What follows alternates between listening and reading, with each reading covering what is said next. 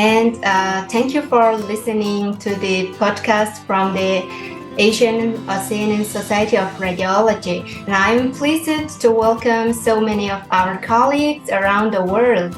This is an AOSR Archivist Committee project, and most of the committee members are past presidents of the AOSR. And we would like to contribute to passing their legacy to the fellows and doctors and younger generations. First of all, I will introduce myself, and my name is Chantsalsuren Galbaatar. I'm a diagnostic radiologist, and I'm from Mongolia. And also, I'm working as a CEO of the Mongolian Medical Women's Association.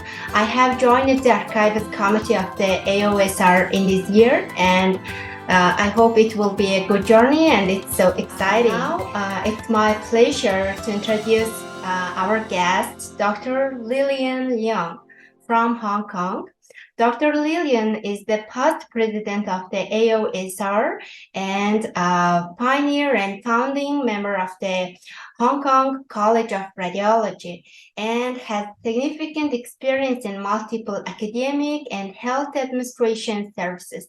And Dr. Lilian received her medical degree from the University of Hong Kong and the Royal College of the United Kingdom.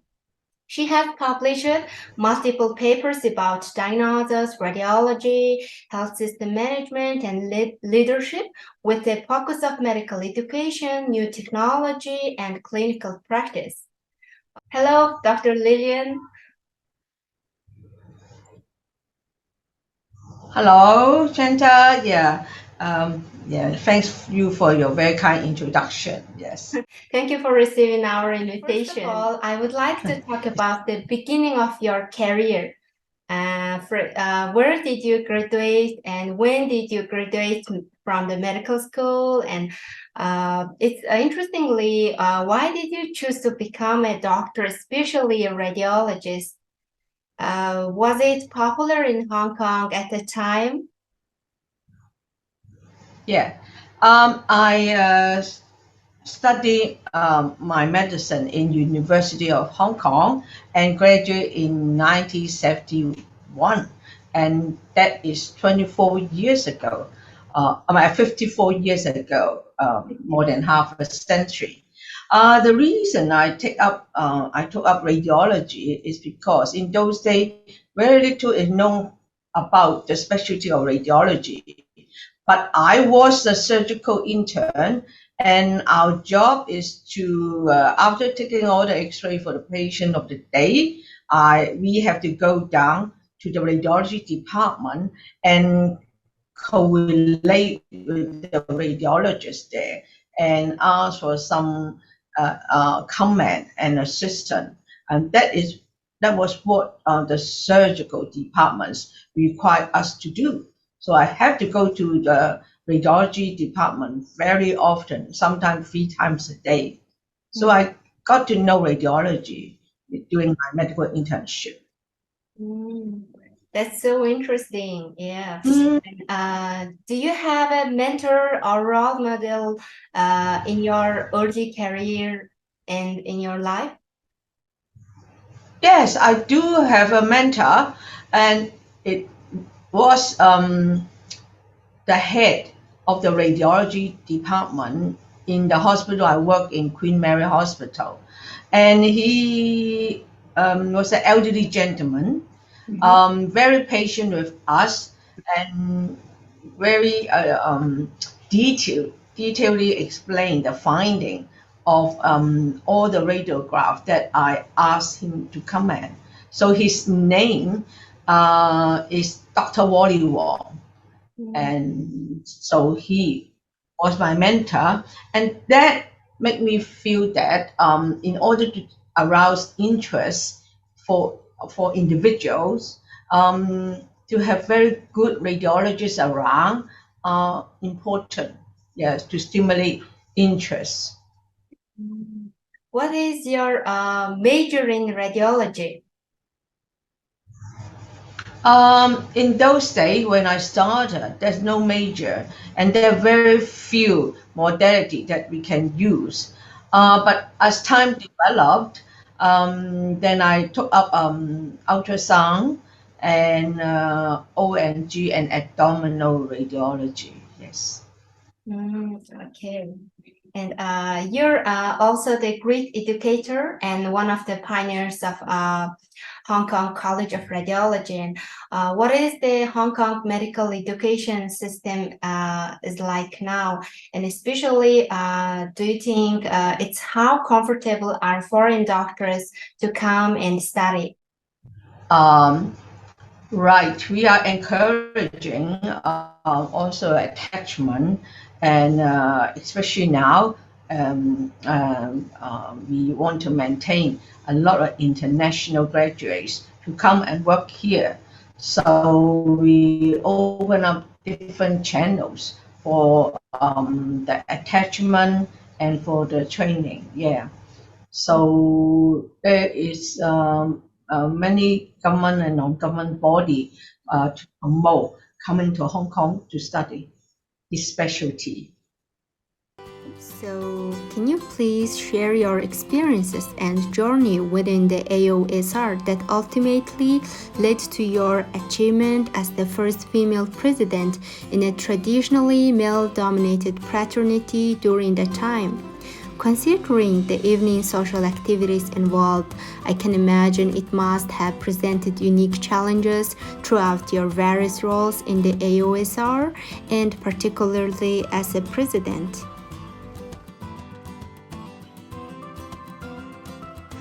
I and registered with the AOCR a long time ago.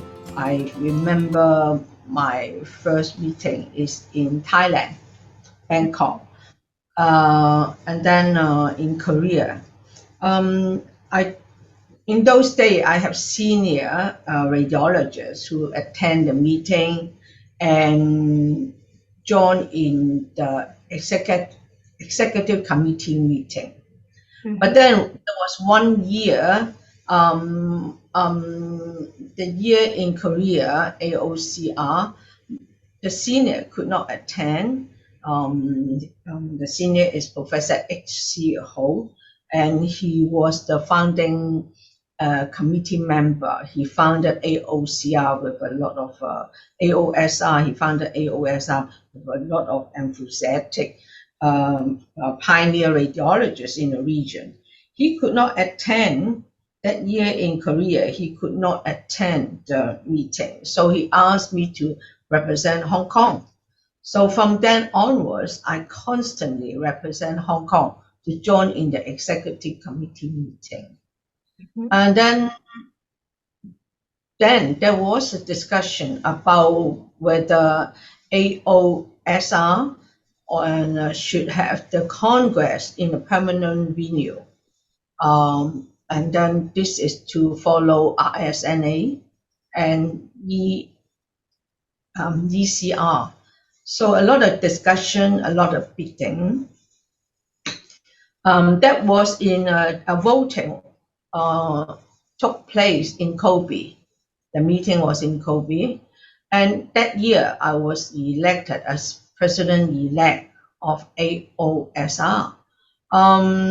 So then I'm quite new on the job, but from that day onwards, I start to know a lot of radiologists in the region and start to involve in society work. When you're talking about female president, in fact, all the time, even in radiology in Hong Kong, there are not many female radiologists then. So I never feel as a female professional. Because I talk very loud, walk very fast, so I feel like I not treated, not viewed as a female as such. And I have no problem going out in the evening. Love going to the evening function and enjoy it. Fortunately, in all those social programs, there's no dancing, so it's okay, just dinner and okay. Yeah, I really enjoy all the social event and the educational event and administrative event. Yeah.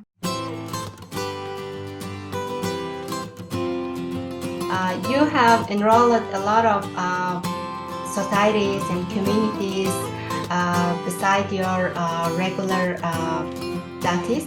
So, what is the difference between working as a radiologist and in an administrative position? Maybe what is the difference when you work in NGO like AOSR? I do have other involvements,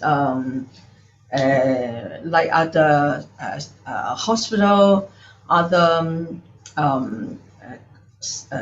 tertiary colleges, and even in our local Hong Kong Philharmonic Orchestra and a museum, medical museum project. And I would say in other projects, it's relatively less demanding than working with in radiology, because radiology you carry a heavy sort of a goal to develop, educate, and to help the young people. So we understand our goal, and then with AOSR, it encompasses huge area, a lot of different country, different language, different education training system. So when you work in the organization like AOSR, you have to think of all the challenges that face in front of you whenever you sit down in different projects and with different activities. You have to think of the all the big exposure and encompass different ages and different stage of training. Yeah. During your presidential year in AOSR, what are your challenges and meaningful achievements? I won't say meaningful achievement, but because I was elected as a president-elect, so even in that capacity, I already start involving in the education activity in RSNA and in International Society of Radiology. So when I joined those meetings, I have the opportunity to work with the international and a lot other eminent radiologists to develop education and to put forward our view for our region. And when I'm the president, I'm very fortunate to have a lot of capable and intelligent radiologists in the region to help out. That probably young people now, they never realize that in those days we don't have iPhone, WhatsApp, email, and all those gadgets that you can communicate immediately. So we still depends on writing letters and the very traditional old way of communication. So there are lots of work to do, but the pace, the communication is not as quickly and instantaneous like nowadays. But still, work can be done. So we look at a lot of issues like the M&A statues, organizing congresses. Yes, I would say it was I was lucky. That was booming time. The economy for everyone was good, so we got a lot of participation. We have expanded the AOCR and also expanded more than just number, but the different specialty representation. Yeah, I feel very proud of you when I hear about the story. You have also managed many hospital projects and national and international projects throughout your career. So, as an administrative position in medicine, what are your work know-how and main principles, if they are not a secret? I actually like doing hospital projects. And the reason is when you're building hospital in those days, there are a lot of constraint. Financially is a big constraint. The other constraint is there are in Hong Kong, I can only quote from Hong Kong, there are a lot of regulation regarding the area, the site requirement. So the reason why I went into building hospital and doing hospital project is when I move into a new hospital, I find that this doesn't satisfy one's requirement. So very frustrated. So at the end, I said I better take up those projects, buying equipment, and design the project from the drawing board, the very early stage of the building plan and the requirement.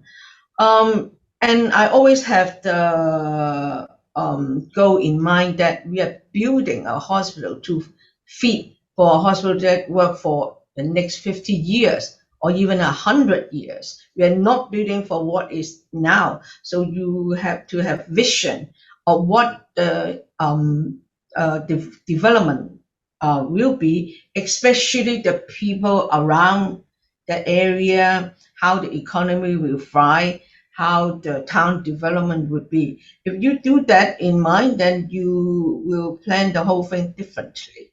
Of course, development in radiology also has to be well anticipated. But other circumferential factors are very, very important. Because in those days, yes, you only have plan for putting in one CT scan, but we have already anticipated that in the future we might have up to 2 or 3 CT scan, and we might have night works that require CT scanner.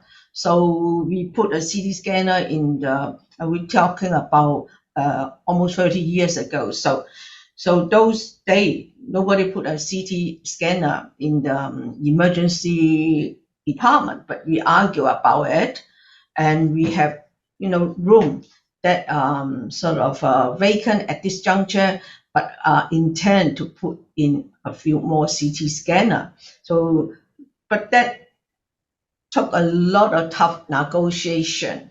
That entailed a lot of extra financial implication to build a bigger area, and had to explain why you have vacant room available. So yeah, those were very, very heartwarming experience, because at the end it turned out to be correct planning.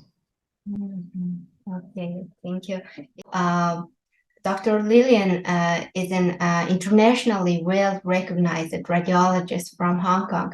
So, how do you maintain your international relation and collaboration, and how to expand them? I find this question very difficult to answer, but however, I always value my international communication and interaction. Of course, I'm very alert on what are going on by reading the newsletter and different journal, and the advancement of the radiological technology and procedures. But importantly is I do attend in a lot of international meetings, and I find that going to those international meetings are very important, and then you can interact and discuss with different experts on the development, on the education, and to know especially what different countries and different venue have their system. And of course, if you find that the system is good, then you tend to try to improve your own when you come back. The other thing is international meeting. I try my best, especially from the college point of view, from the society point of view. We provide opportunities like fellowship program or subsidy. We still doing a lot of those things, and to help them to attend those meetings for the young radiologists. So that open up opportunity for them to understand what are happening in the rest of the world. I find this is important. So the other thing is going to international meeting. You meet a lot of friends you make in the profession. It's really really heartwarming. As many of them becomes your friends. Yes. Participating in international conferences is very important for us, especially like country like Mongolia, because we are very landlocked and far from a lot of Asian countries. Yeah. And so what is your vision about AOSR in the future, and how do we improve our communication and work extent of AOSR? I think AOSR had done a great job, and I see its expansion throughout the year. There are a lot of support for AOSR by different organizing the Congress, and also different society have lent good support to AOSR. Like we regularly have support from the Japan Radiology Society for the organizing of the and for the organizing executive committee meeting. And then the other thing is the different society and different congresses of AOCR also support young radiologists scholarship and opportunity, and for them to attend the meetings. So we see continued expansion of AOSR by very energetic executive council committee and different member society. Of course, we now see a very strong strategy in promoting the organization. So in promoting the image of the work in education and radiological advancement. So it's we hope to have uh, increase our scope of work through the member society, and through the member society especially can give up more opportunity for especially young people for education, and um, for education and teaching. We now have like AOSOR, the school, which is very successful, and we have a lot of others education events. The other thing is we, apart from liaising with the different national and regional society, we hope to have more license with other specialty society too. At this juncture, we have the head and neck and neuro and other like cardiac license, but I'm sure there will be more and more um, uh, specialty license. So I'm very confident because I see more and more young radiologists join in with the society work, like you yourself. So it's a good future. Thank you. And AOSR is very supportive to organizing international conferences and programs. For example, 2 weeks ago, Mongolian Society of Radiology organized their annual meeting. At that meeting, there were some professors came from the AOSR, some from Singapore, some from Korea, and some from Taiwan. And it was very successfully organized, the helpness of the AOSR too. Yeah. Now we are coming to the end. So is there anything I haven't covered that you want to say before we close out? What is one final thought that you want to leave our listeners? I think, as I mentioned, AOSR do have a great mission.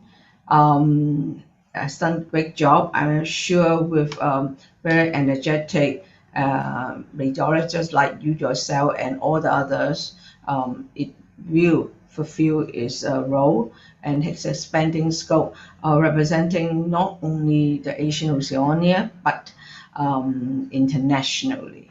So congratulations to our AOSR. Yeah.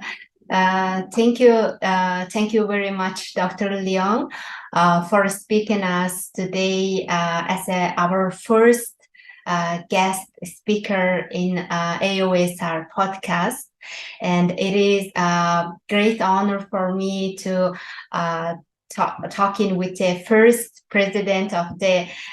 female president of the AOSR. Yeah, wish everybody healthy and good luck and happy. Yeah, thank you. Yeah, thank you. And if you are hearing this podcast, you have listened to our first episode all the way to the end. And we hope you enjoyed the first episode. And if you did, please leave us a review on our channel and share this episode with your friends and community. And thank you very much. See you on the next episode.